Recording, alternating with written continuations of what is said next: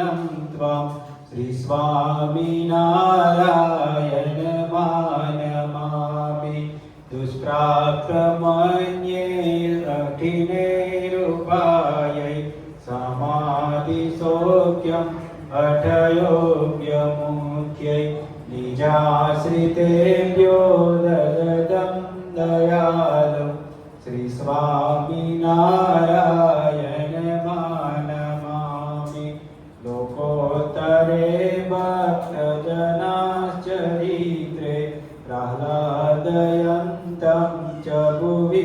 भ्रमन्तं यज्ञाश्च तन्वानमपारसत्वं श्री स्वामिनारायणमानमामि एकान्तिकं स्थापयितुं नरायां धर्मं प्रकुर्वन्तममूल्यवादा वचः सुधाश्च प्रकिरन्तमूर्व्यां श्री स्वामिनारायणमानमामि विश्वेशभक्तिं सुकरां विधातुं गृहन्ति रम्या निमहीतलेऽस्मि देवालयान्यासु विनिर्मिमाणं श्री स्वामिनारायणमानमामि विनाशकं संसृतिवन्दनानां मनुष्यकल्याणकरं महिष्टं प्रवर्तयन्तं भुवि सम्प्रदायं श्री स्वामिनारायणमानमामि सदैव सारङ्गपुरस्य रम्ये सुमन्दिरे अक्षरधामतुल्ये सहाक्षरं मुक्तयुतं वसन्तं श्री स्वामिनारायणमानमामि निर्विकल्प उत्तमति निश्चैत घनश्याम महात्मुदायुक्त भक्ति तव एकांतिक सुरधाम मोहि में तव भक्त बनो तामे कोई प्रकार दोष न रहे कोई जात को सुनियो धर्म कुमार तुम्हारो तव हरि भक्त को द्रोह कबू नहीं होय एकांतिक तव दास को रिजे समागम होय नाथ निरंतर दर्श तव दासन को दास एहि मामो करे विनय हरि सदा राखियो पास हे कृपालो हे भक्तपते भक्तवत्सल समभाग दया सिंधु स्तवन करी मागो वस्तु साथ सहजानंद महाराज के सब सत्संगी सुजान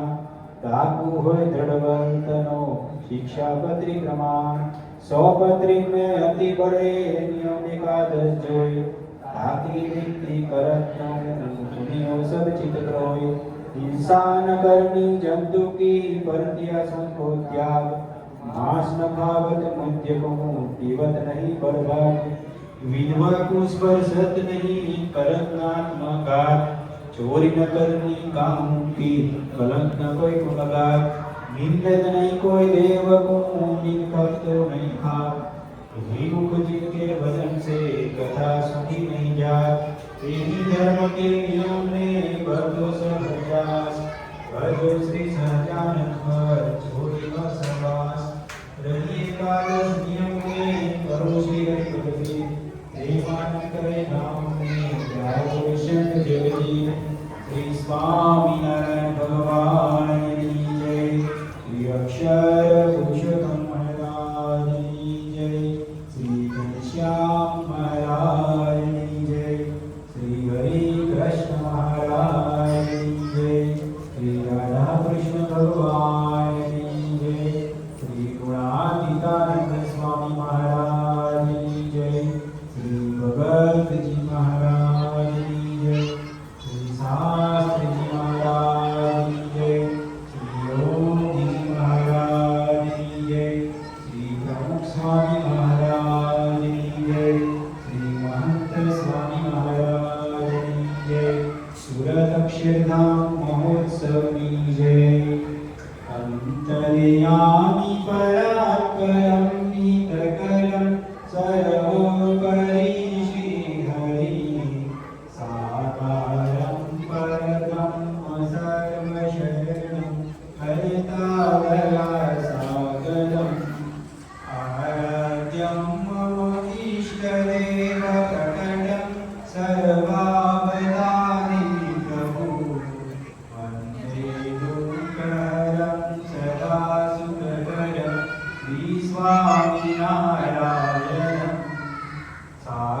तदाक्षरे धाम दिव्य परम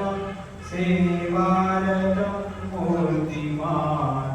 सर्वाधार सदा स्वरोमविवरे ब्रह्माण्डकोटितरम् भक्ति ज्ञान कथा सदैव करणं ब्रह्मस्थितिदायकम् वन्दे अक्षर ब्रह्मपादकमलं पूर्णादिकानन्दनं श्रीमन्निर्गुणमूर्तिसुन्दरतनु आद्यमवादायतम् देहातीतदशाखण्डभजनं शान्तं क्षमासागरम् आज्ञापालनतत्परं गुणग्रही निर्दोषमूर्तिस्वयम् वन्दे प्रागतिभक्तपादकमलं ब्रह्मस्वरूपं गुरुं शुद्धोपासनमन्दिरं सुरचनं सिद्धान्तरक्षापरम् संस्थास्थापनदिव्यकार्यकरणं सेवामयं जीवनम् इष्टानिर्भयता सुखमष्टसहनं धैर्यं क्षमादायनं शास्त्रीयपुरुषदासचरणं वन्दे प्रतापी गुरुं वाणीममृतपूर्णहर्षकरणि सञ्जीवनी माधुरी दिव्यं दृष्टिप्रदान दिव्यहसनं दिव्यं शुभं कीर्तनं ब्रह्मानन्दप्रसन्नस्नेहरसितं दिव्यं कृपावर्षणं गोविन्दी गुरुज्ञानजीवनपदे भावे सदा वन्दनं विश्वे वैदिकधर्मवर्ममहिमा सत्सङ्गविस्तारकम् वात्सल्यं करुणा अहोरनजने आकर्षणम् अद्भुतं